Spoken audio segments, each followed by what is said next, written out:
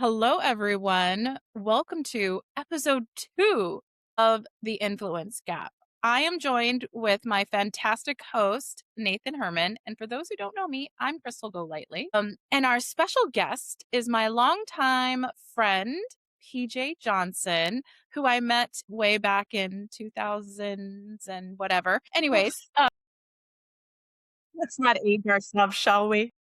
right, exactly. At any rate, PJ joins us from the go to market world. So, PJ, I'd love for you to introduce yourself and tell us about who you are, what you do, all the things.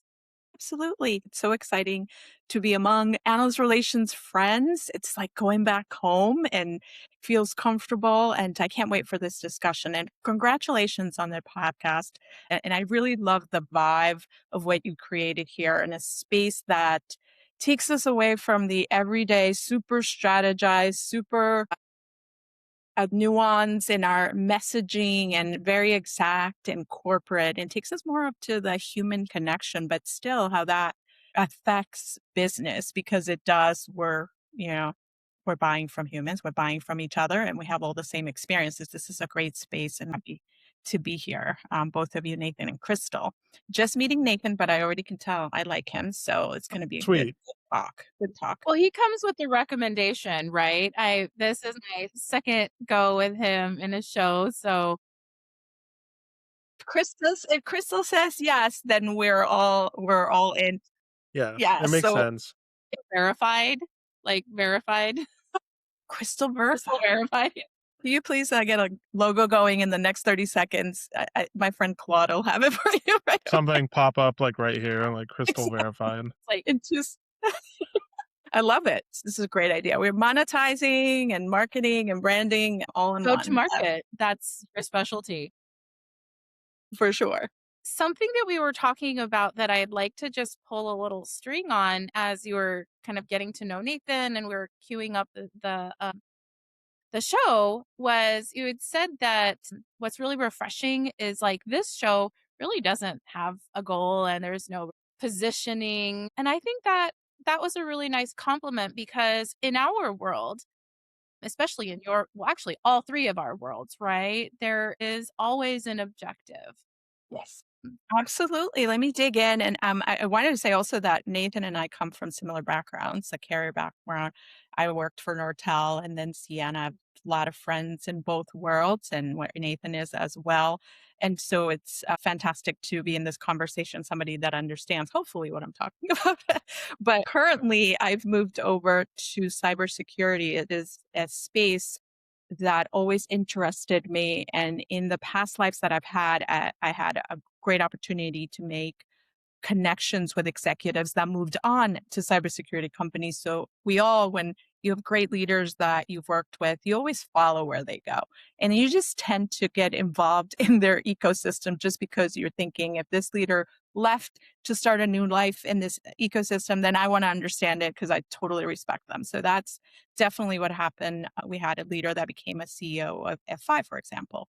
And so Qualys is in the cybersecurity area. So I moved over there. But my early career starting in as relations, and then I moved myself after almost 10 years into field marketing. I had an amazing mentor at Sienna who actually became a CEO as well in the carrier area. And I told her I had this passion for understanding how the business grows. And that can be tied very much to marketing, to analyst relations for sure, when going into new verticals. So I found myself wanting to not stay in my lane and sort of go into the lane of I want to understand what that growth strategy is, why it's happening, what do we need to do, how do we influence in order for that needle to move. Which is beyond my role in analyst relations, but I was always interested talking about it. So she gave me the idea of go into field marketing that is as close as you can get to actually selling our product. And that I think will be beneficial for you. And so I did that for 6 years, had very large accounts like Verizon, worked a long time with them as well. And so that was exciting. And through that, I learned about the power of the channel, which is what I've been doing in the last couple of years. I did have a stint in sales enablement, which also allowed me to be very close to go to market and play that strategic hat.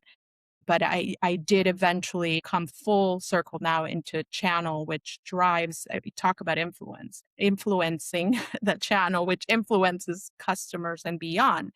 Influences also the ecosystem. So I find that fascinating. But at the core of it is really moving that needle, growth and going into new markets and feeling part of it. That is so exciting. I think when you're in AR, there is a limitation to what you can do as far as certainly you're creating the story and making it compelling and try and help the enterprise and your company, if you're on the vendor side, really get into a new vertical or moving up into a vertical, moving up into a space. But there's just limitations to what you can do, and it's not very commercial. So for me, moving into the channel really allowed me to understand commercial offers, to work with closely with sales, both on the partner side, my company and beyond, to really work with a lot of go-to-market leaders in the space. Right now happens to be cybersecurity, which is fascinating. And a lot of influencing is going there. So, but going back to your question around, how you influence, I'm always fascinated by untapped influence that surprises you. And when you uncover it, though, you see the signs, but you didn't see them until it happened. And so I'll give an example that we are all super Isn't familiar that with. the case in life though? Yeah. Yes. Like, you're like, "Oh, that was always there. I just didn't Just see it." didn't know it. Yes, yes, right? So that's the human factor. In an AI content and AI generated world, that ability to have, I think, a voice and and an authenticity, we're getting better and more attuned to connecting with it. So you have to cut through, and we've learned because we're humans and we evolve. To cut through, oh, that's AI, that's AI. Somebody used AI, that's not the real voice. Or you don't see where their opinion is. You almost have to become an expert at detecting authenticity. And then you have to stand for something, right? Because AI can give you raise the floor for you, but it can't give you a ceiling. We as humans, we build that ceiling and we see it every day. So perfect example of this. I'm Latina, soy peruana, so I should have known better, but I'm going to admit and probably get voted out of being Latina. I'll do this for you, Crystal, one time. So what happened in the Super Bowl halftime is I had never ever downloaded music from Bad Bunny. I knew sort of who he was. Benito. Benito. I was a diehard traditional salsa girl, maybe a little mambo, right? So SOB in New York, right? Santo Brazil's my place. And so I knew what it was, but I never, like I said, was very interested. And then the Super Bowl happened. I'm like, how am I Latina? And as it was going, all those minutes that were going on, I'm researching all about him, about his residence in Puerto Rico. And I was like, and then of course I got to the business part, and now I understand that wasn't a fluke. That wasn't, and we all know the statistics because I think there was a million posts on LinkedIn Yeah. how the Latin music industry was certainly, and that community, our community was really coming to a $1.5 billion music business, right, market. So it was a no-brainer for a start artist like that was so authentic to be picked. And he also had like 1.2 billion downloads already by the time I woke And up. if I'm not mistaken, he's still an independent artist, Yes. He right? doesn't have a label. No. Yeah, Yes. it's probably his label. I'm not I wish my husband was here because he would actually be able to give us all the facts. I'm looking. Love that you just pulled your vinyl out from next to your Right. desk. I love that we're talking about Full Bad circle. Bunny So and This is influence. let At the let Super let's Bowl, I never had downloaded anything. Now I'm well, it's obsessed. that inclusion, like, let's put a light on, like, this reality well that is absolutely happening here. my poster just fell. Let's Try stay not on to Bad Bunny. break the room, Nathan. Yeah, let's stay on Bad Bunny for a second because this is actually fascinating. I was saying offline that I was in New York City for the past week, like Monday, week back. And we were staying near Soho. And so last Sunday, I was walking around shopping. My wife was off doing some stuff with friends. And so I went into Zara Men because Yeah, there's a big Zara down there. There's also a that's Zara like a Men. hole up. Yeah. And the Zara Men was only Bad Bunny. So it was literally Really? just the World Cup It's and Bad huge. Bunny. Yeah, There's it's huge because murals everywhere. he just released a line of clothes with Zara.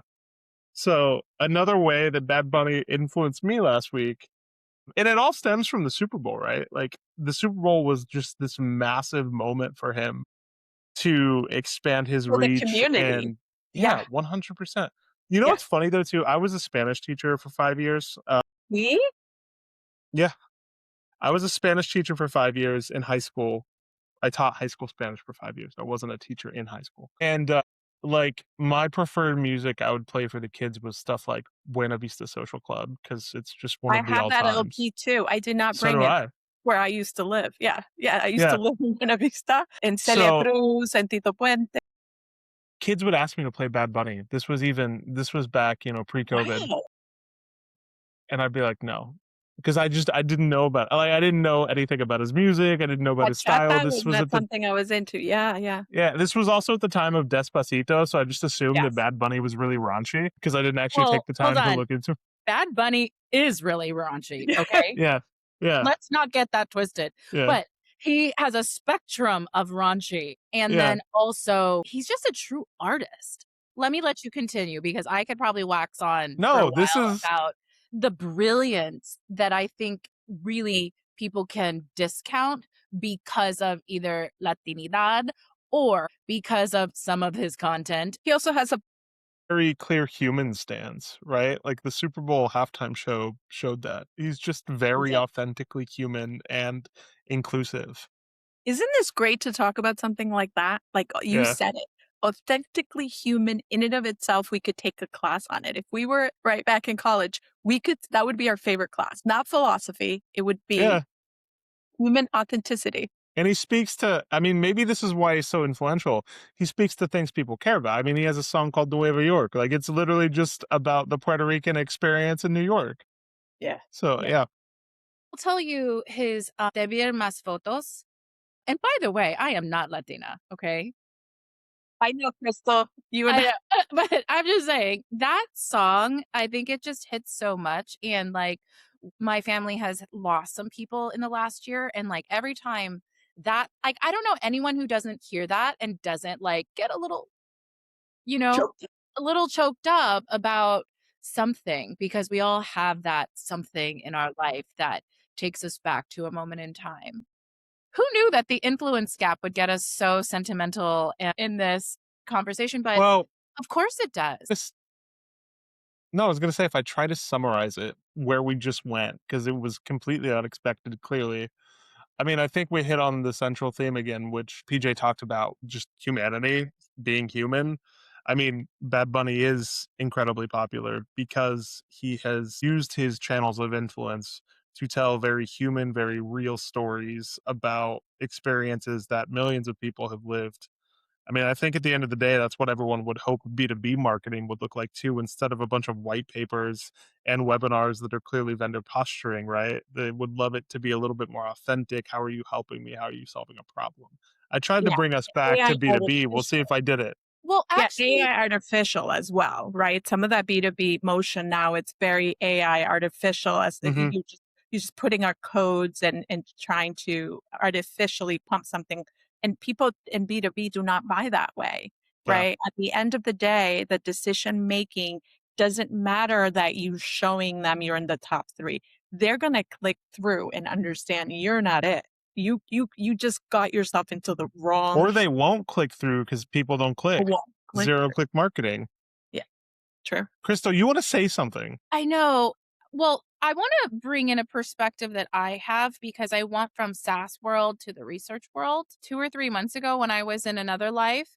I don't think I would have understood anything about channel marketing because I was in a SaaS point player, you know what I'm saying, type Yeah, of world, I which is a agree. Yeah. very different motion. And the thing that I'm so grateful for spending so much time in the SaaS world is I think that SaaS really nails it with the human story. Software as a service has done a great job of the human case study and trying to invoke and trying to say, I am this end user that has this problem and therefore this solution will give me the power. Like that is kind of the story arc.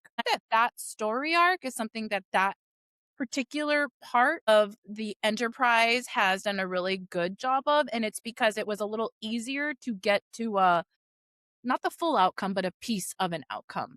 Well, Well, you're talking about friction, which is something I talk about as, is something that I noticed in how things really take off, how you improve what we call next gen. For me, it's friction.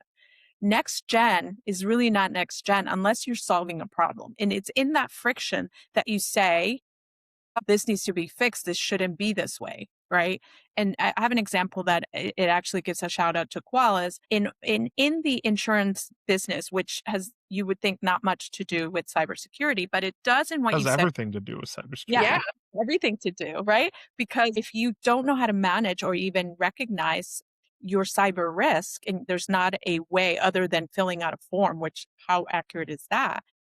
Literally your company's paying, you're not really being covered, or you're underpaying or overpaying in something that's so, it's going to happen, right? A breach is going to happen. And so it affects this adjacent vertical in such a huge way.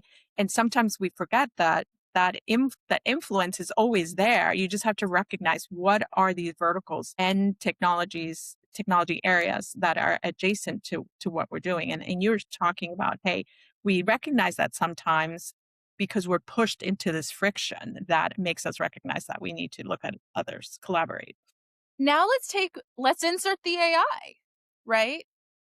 That's exactly what everyone is trying to figure out right now with AI. What is the friction point? So it's kind of interesting that like I had said, SaaS did a great job of identifying the friction and therefore creating a story arc throughout their marketing channels or their marketing motions. I would agree with.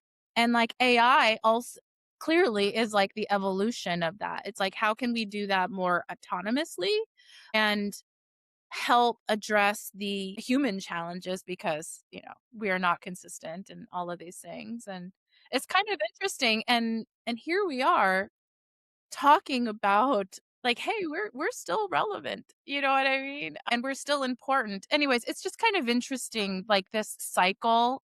There's definitely a loop here of like more technology expanding, and then we're like, just hold on, we need more of this other part. And like, what will that balance look like as we think about the future of work?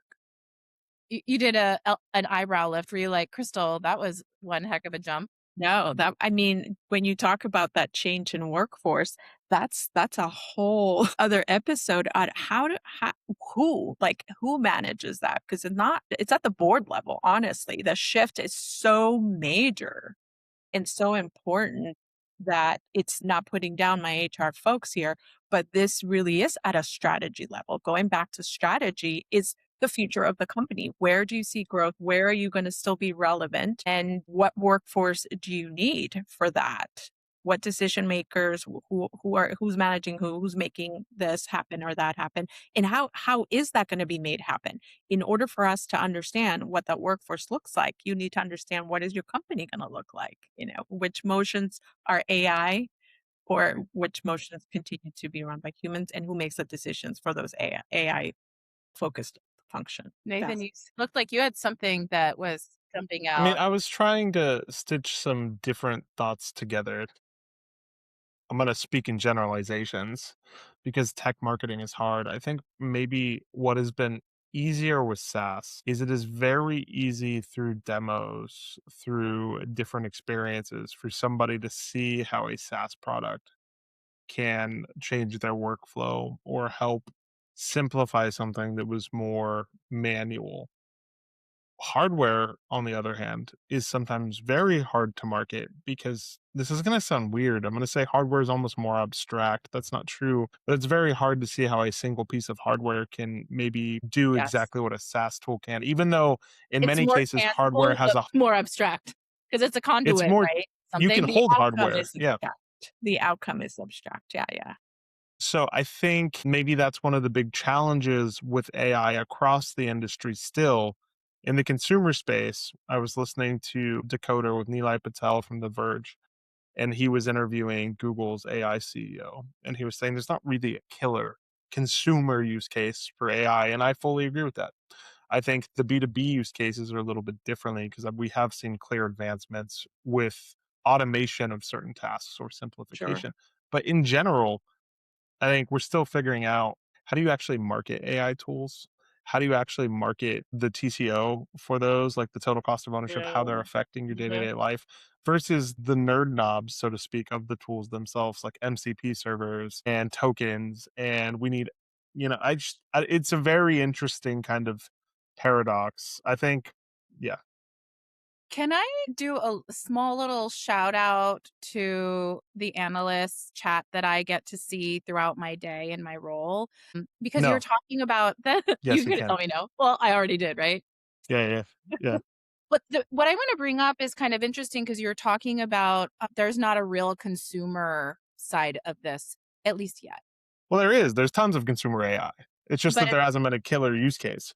right. Okay, that's fair. But here's still my little shout is one of the things that our analysts have been talking a lot about and are really framing up is this next wave is physical AI. In fact, today we had a bit of a chuckle because a number of years ago, Phil, little shout out there, Phil, had posted this thing saying, I really wish AI could do all of this housework for me.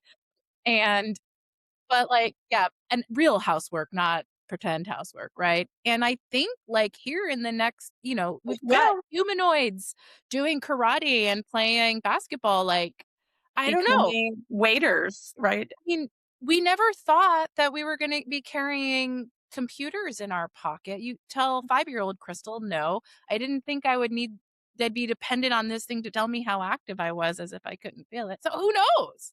To I'm not actually writing get anything up, off, move, guys. get up, move. Yeah. Yeah, you don't seem I don't think you're buying what I'm selling, Nathan. Well, in the services industry, it's Mhm. happening. I know in the small business, my husband is an operator at a jazz. He runs a jazz club here in Charlotte. Shout out to Middle Sea Jazz.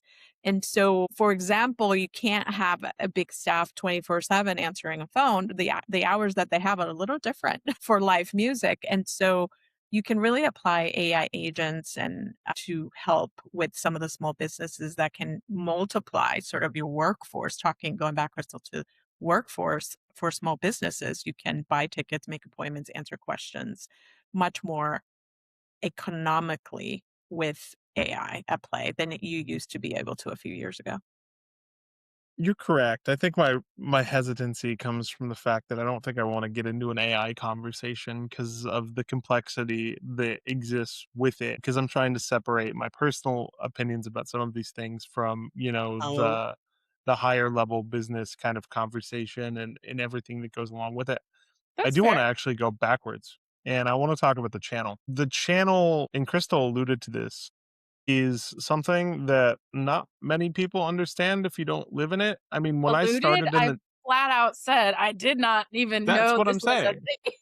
When I started in tech What? when I started in tech and people would talk about the channel, I literally did not have any kind of understanding of what that is. It took a long time for me to understand it. The channel is for most companies just massively important, right? Not every company is direct to enterprise or direct to consumer. They rely on other people to sell or package services around their products. From an analyst relations perspective, kind of pulling on that, I've been immensely fascinated with the channel because it's another kind of group that I need to think through how I can influence. We always talk about Gartner in Mm, the sense of that is influencing such a end good users. topic.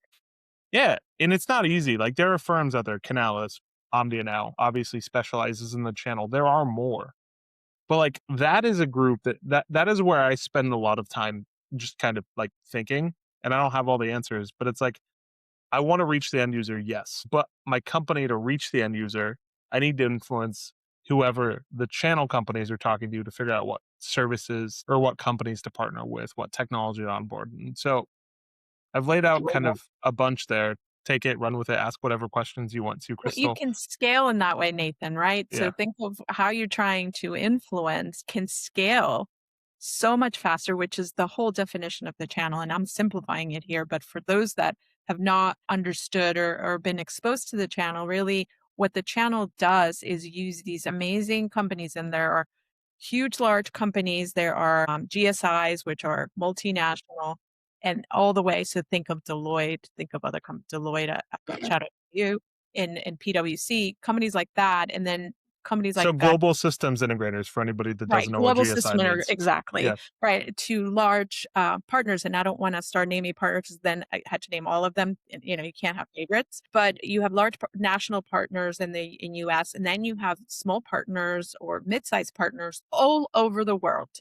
There is a partner or a distributor, which is another segment of partner, Disties, you've got value-added disties, resellers, you yeah, VARs, which we say yeah. VARs, Can value-added we get a resellers. mind map of all of Yes. the freaking connections here? It's a lot.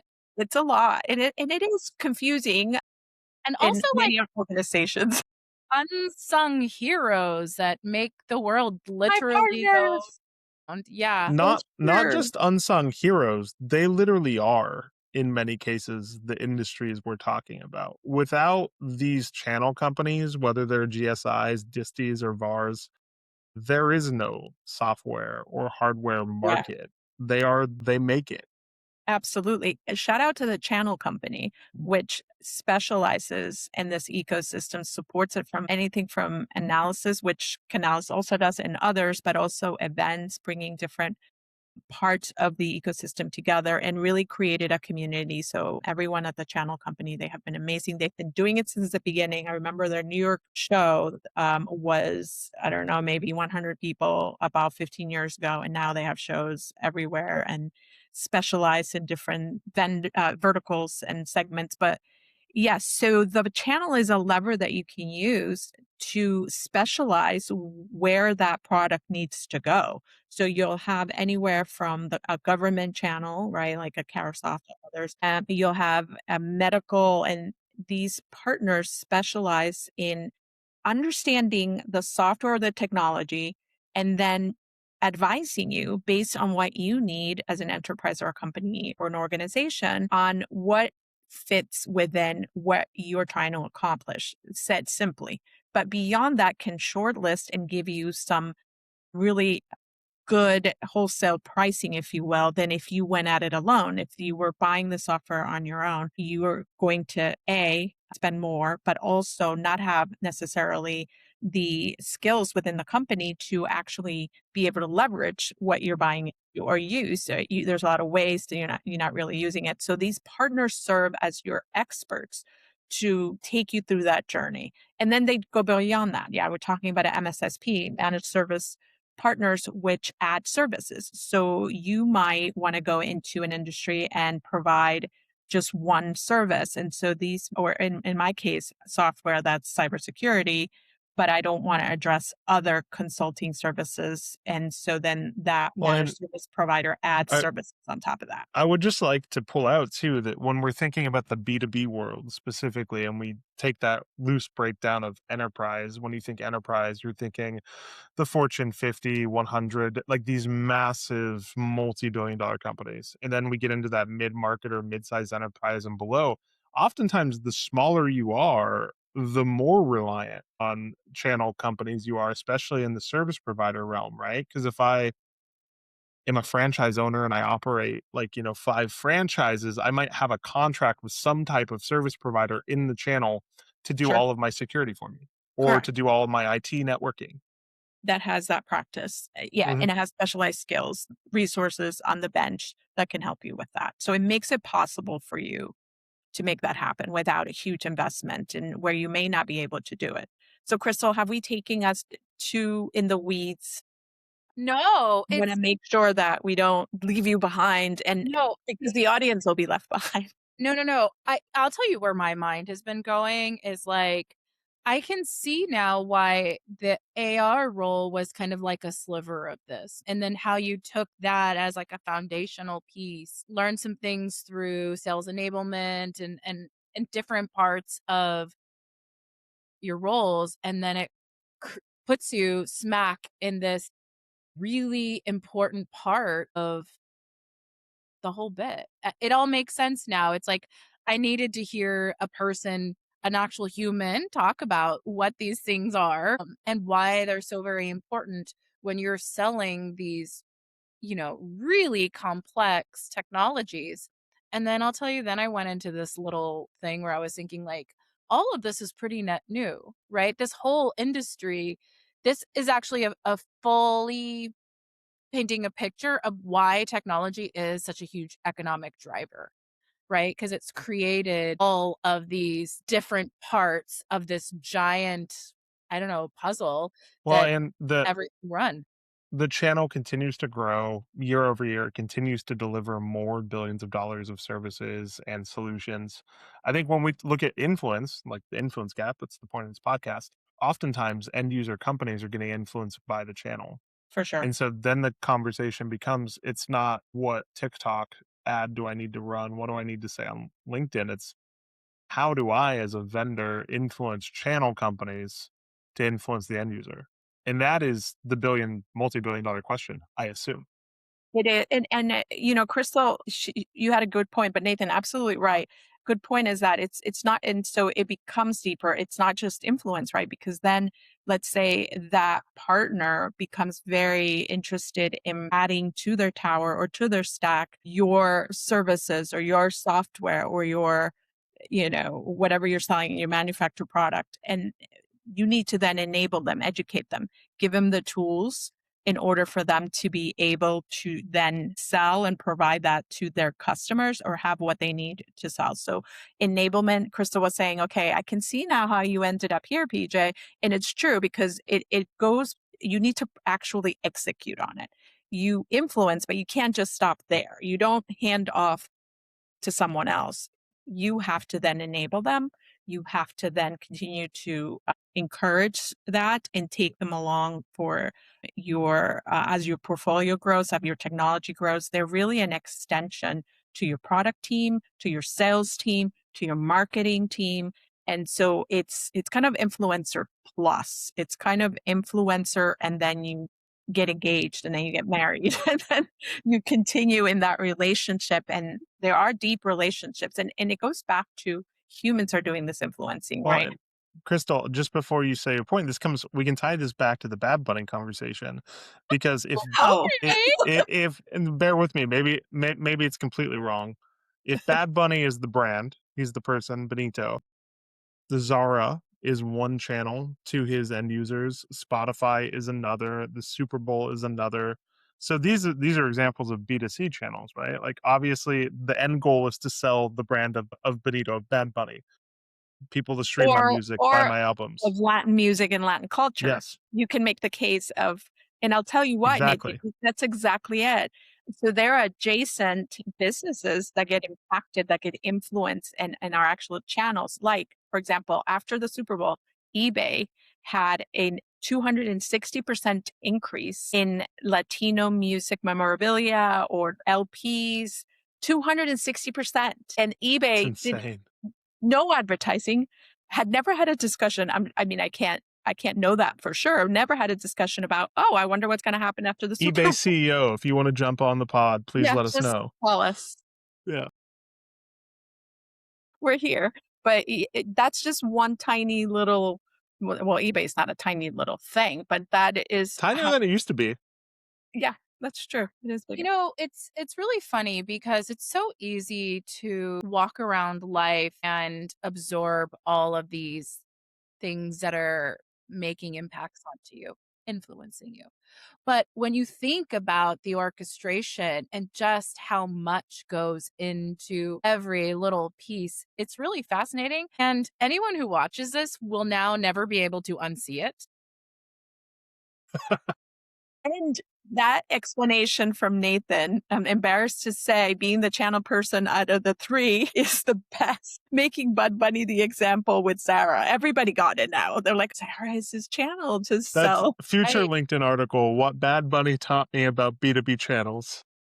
Is I the channel mean, wait, what? Is You're that the looking title of the episode? maybe actually.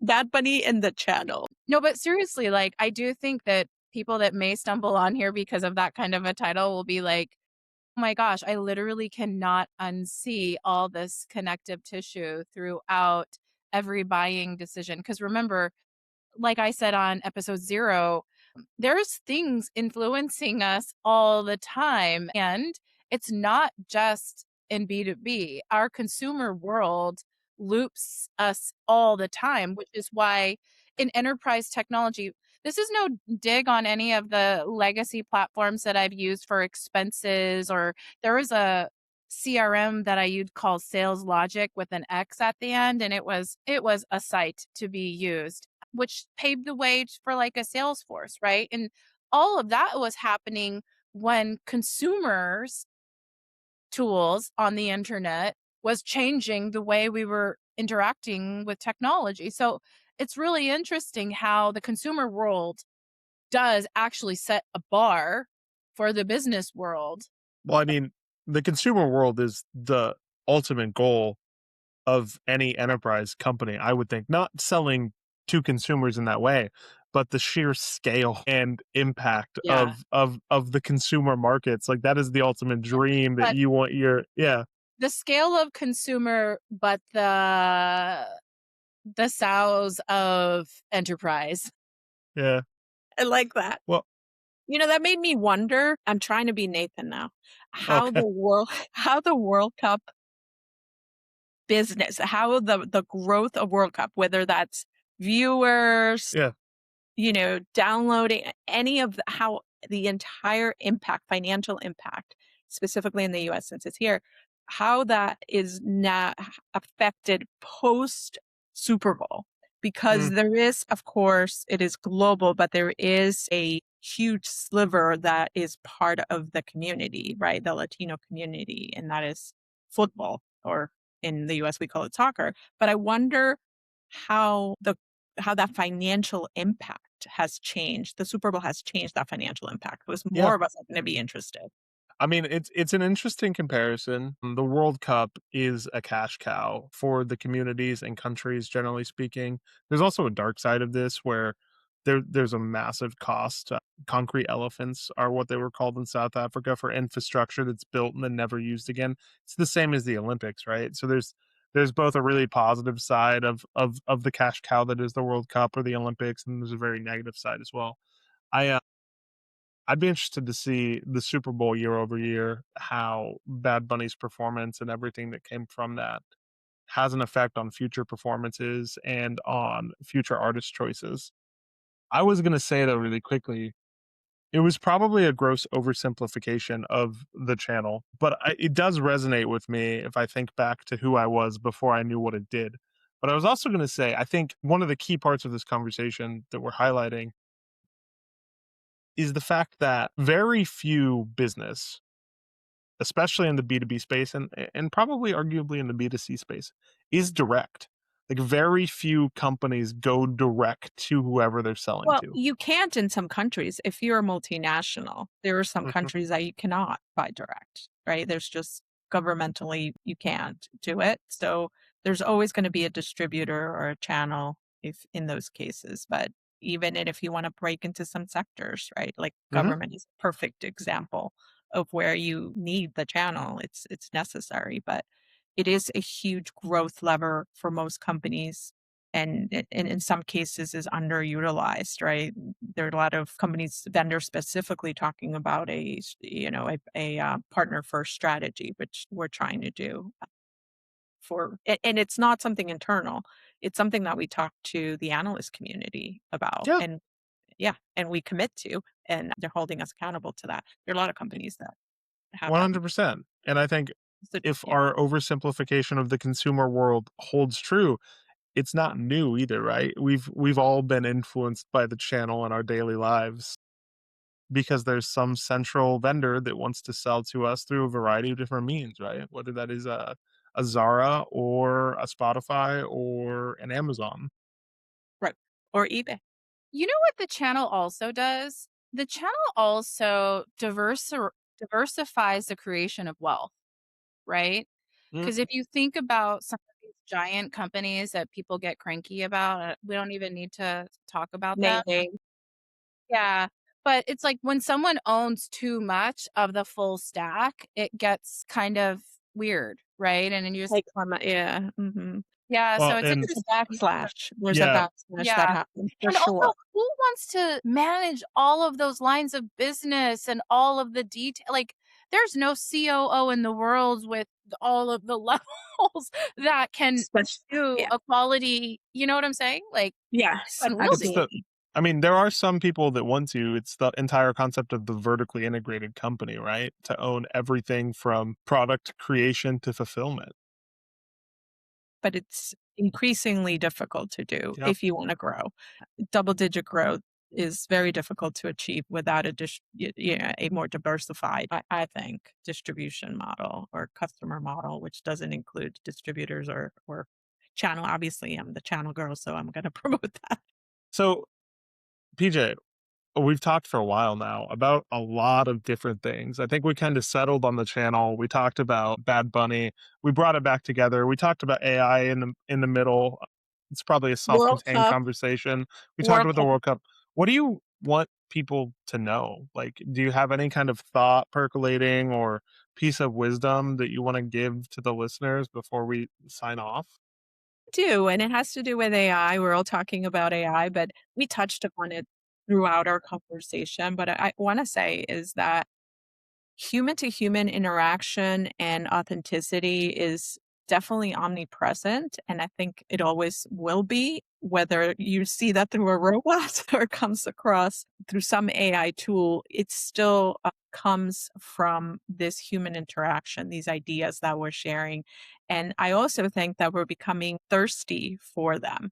And when Yeah, we bring it back to business, let's remember that we're all going in this journey of figuring out how AI can help us, how AI can help us help our business, using it in the most possible, responsible way. And at the same time, we are appreciating what we bring to the table, our authenticity, our journeys, what we've learned along the way. And this conversation is truly the perfect spot.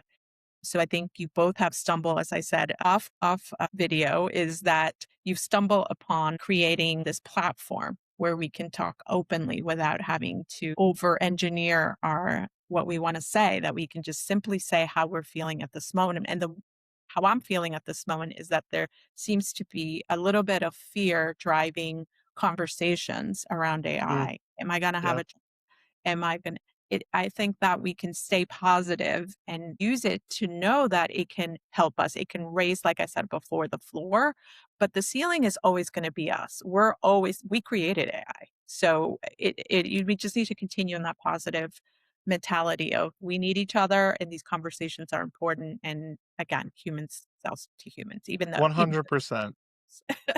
I'm gonna leave it there. I'm not gonna talk about Terminator because that'll end us on a sour note. well, there you go. You just said it, Hold on. Nathan. I just Dang wanna it! say one thing, okay, to close us up. I wish we had stumbled on this. We actually banged our heads for months. I wish we were that brilliant. Now you're You didn't telling have to. You yourself. didn't have to admit that. I just said, yeah, you can have to tell yourself to be like, yes, thank you. Thank you.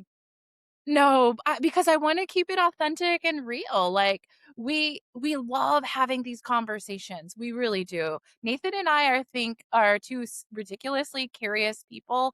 We deeply enjoy our humanity and other people's humanity and learning, and we were like, "How can we create this creative outlet for us where we do the things that we love, loosely wrap it around the things that are in our, our work life and have just like this win, win, win, win, win, there's, 100%. and all we do And is dedicate an hour a week or something every other week. yeah, Well, I'm sorry about Encyclopedia the Britannica, head if you're banging, but listening. I'm glad you ended here. Honestly, the headbanging was kind of fun too. Some people do that, routinely. Oh, Fuck out, right. you Then know? there's that. Well, Yeah, Fuck my that. That husband's was drums are awful. behind me. that wraps us up for another extended and maybe about 45 minutes is our sweet spot. Thank you, PJ, for joining Nathan and I for episode 2 of the Influence Gap. Maybe we'll have to do a leaderboard on the number of topics and see who will win that. That would be kind of funny. With that, Thank you everyone for joining us. If you made it this far, I hope you had a laugh. See you later. Thank you for having Bye. me, guys.